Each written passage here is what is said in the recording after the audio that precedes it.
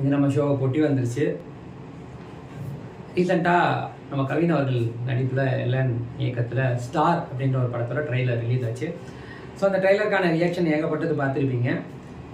Actually அது release ஆகி ஒரு 3-4 நாள் ஆச்சு. நம்மளே லேட்டாக தான் பண்ணுறோம். ஏன் பண்ணுறோன்னா 3-4 நாளாக எங்கே திறந்தாலும் ஸ்டார் தான். பட் ஆப்வியஸ்லி எனக்கு இந்த படத்தோட ட்ரெய்லர் பயங்கர இம்ப்ரெசிவாக இருந்தது. மற்றவங்க மாதிரி எனக்குமே ரொம்ப பிடிச்சிருந்தது. ரொம்பவே கனெக்ட் ஆச்சுன்னே சொல்லலாம். அதில் அந்த படத்தோட கவின் எதை நோக்கி ட்ராவல் பண்ணுறாரோ அதை நோக்கி தான் நாம ட்ராவல் பண்ணிருக்கோம். ஸோ அதனால எனக்கு இந்த படத்தோட ட்ரெய்லர் ரொம்ப கனெக்ட் ஆச்சு. பட் ஒன்ஸ் அந்த ட்ரெய்லரோட அந்த ஃபர்ஸ்ட்ல இது பார்க்க ஆரம்பிச்சதுலேருந்து அவரோட நடிப்பு, இந்த எமோஷன்ஸ் கேரி ஆன் பண்ணதுலேருந்து உண்மையாகவே ட்ரெய்லர் கட்ஸ் அமேசிங்காக இருந்தது. எல்லாருக்குமே தெரியும், எல்லாருமே பார்த்துருப்பீங்க. அதில் ஒரு டைலாக் வரும், இந்த யூனிவர்ஸ் வந்து ஸ்டப்பனாக இருக்கிற அவங்க கூட தான் காதலில் விடும் அப்படின்ற மாதிரி. இந்த மூஞ்ச வச்சுக்கிட்டு எப்படி நடிப்பான்னு தானே கேட்டேன்.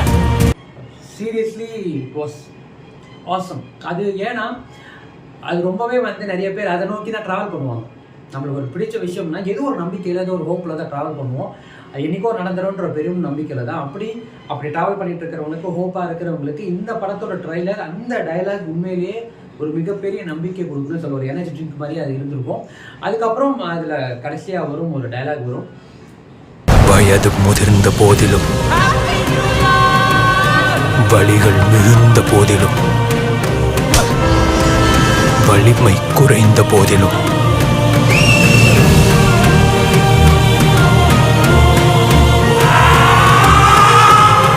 வீரன் வாழ்த்தரிப்பதை நிறுத்துவதில்லை.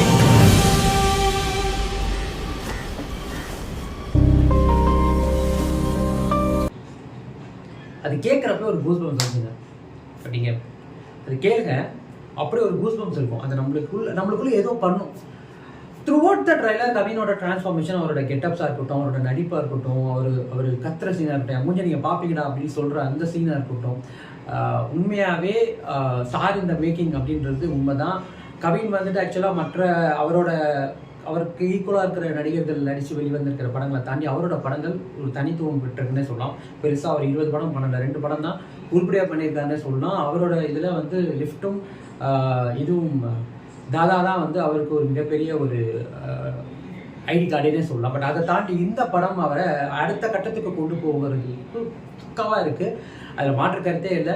அது உண்மையாகவே இந்த படத்தோட ட்ரைலரில் கொடுத்த அந்த இம்ப்ரெஷன்ஸும் அந்த பாதிப்பும் அந்த கனெக்டும் படம் கொடுத்துருச்சுன்னா, படத்தோட முடிவு ஒரு பாசிட்டிவாக முடிஞ்சிச்சுன்னா, ஏன்னா இப்போல்லாம் நம்ப முடியல, ட்ரைலர்லாம் வேறு லெவலில் இருக்குது, படத்தில் ஃபர்ஸ்ட் ஹாஃப்லாம் வேறு லெவலில் இருக்குது, செகண்ட் ஹாஃப்லாம் நல்லா இருக்குது, கிளைமேக்ஸில் கொண்டு வந்து ஒரு ட்விஸ்ட் வைக்கிறேன்னு மொத்தமாக முடிச்சு விட்டு போயிடுறாங்க.